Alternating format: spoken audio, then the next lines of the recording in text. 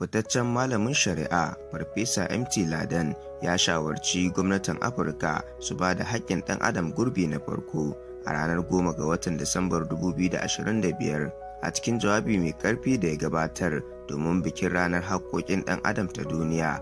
Fitaccen masani kuma gwarzon shari'a Farfesa MT Ladan ya mika kira ga gwamnatocin kasashen Afirka da su dauki inganta haƙƙoƙin ɗan adam a matsayin wajibi domin tsirar jama'a baki ɗaya da kuma cika muradun haɗin kai.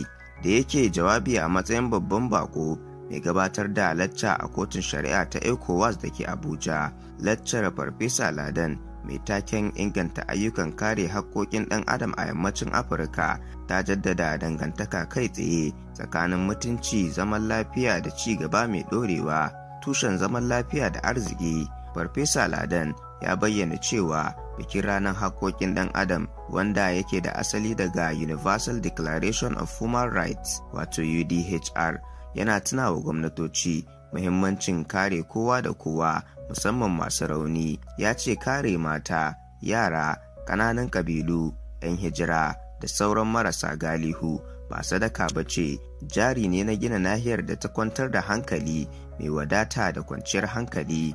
Haƙƙoƙin ɗan adam game da mutane ne, game da kai da rayuwarka. Ji Ladan ya bayyana cewa mutunta waɗannan haƙƙoƙi na hana rikici, na taimakawa ci gaba har ma na gina al'umma masu haɗin kai, lamarin da ke amfanar kowace ƙasa kai tsaye.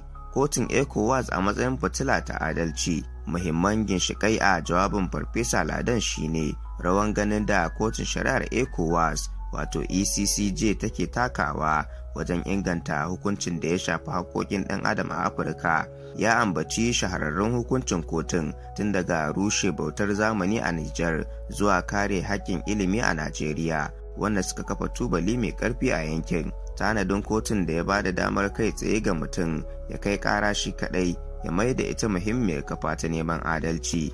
Ji Ladan yana yabawa yadda kotun ta rikide zuwa injin adalci da ke karfafa kungiyoyin farar hula tare da rika jan kunne ga gwamnatoci fuskantar manyan kalubale, cin hanci da gibin tattalin arziki. Ladan ya kawo bayani mai tayar da hankali kan matsalolin da ke hana aiwatar da haƙƙoƙi. Ya lissafo matsananciyar rashin aikin yi ga matasa, karancin kuɗaɗen da ake warewa ga kiwon lafiya da ilimi, da mummunan tasirin cin hanci da ƙarfin mulki ba bisa ƙa'ida ba. Cin hanci ba wai kawai satar dukiya ba ce, shine ke haifar da tsanantattun take-taken harkokin ɗan adam kuma yana lalata tsarin demokuraɗiyya, in ji shi.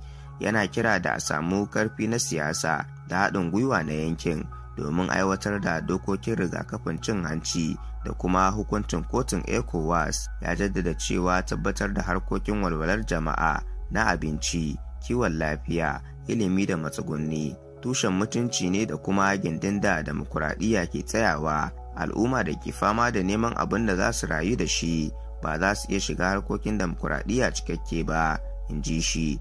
Ta ɓangaren kira ga aiki da gyara, a ƙarshe Farfesa Ladan ya gabatar da shawarwari kai tsaye ga gwamnatocin Afirka da su ƙarfafa tsarin sa ido na demokuraɗiyya kan hukumomin tsaro da leƙen asiri, sanya koyar da haƙƙoƙin ɗan adam cikin dukkan horon jami'an tsaro, aiwatar da tsarin hukunta masu laifi don kawo ƙarshen rashin hukunci, ƙara zuba jari a ɓangarorin jin daɗin jama'a tare da mutunta ƙa'idodin shiga tsakani, haɗin kai da adalci.